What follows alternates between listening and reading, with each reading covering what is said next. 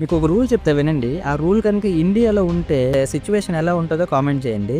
ఒక ఫ్రెండ్ వేరే ఫ్రెండ్‌తో కలిసి ఒక అమ్మాయిని కిడ్నాప్ చేసి పెళ్లి చేసుకోవచ్చు. ఇది లీగలే, ఇల్లీగల్ అయితే కాదనే రూల్ ఉంటే ఎలా ఉంటది?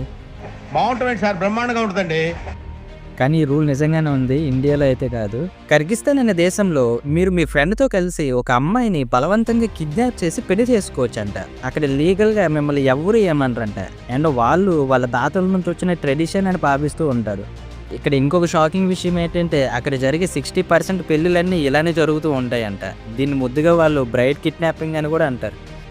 ఇదే ఆచారం కొనసాగుతున్న టైంలో ఏప్రిల్ 8, 2021న ఐజాడా అనే ఒక అమ్మాయి ఇలానే బ్రైడ్ కిడ్నాపింగ్‌కి గురయ్యింది.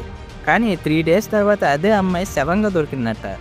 సో అక్కడుండే ఆడవాళ్ళందరూ ప్రొటెస్టులు చేస్తూ దీన్ని ఎలాగైనా ఆపాలని గవర్నమెంట్‌కి చెప్పారంట.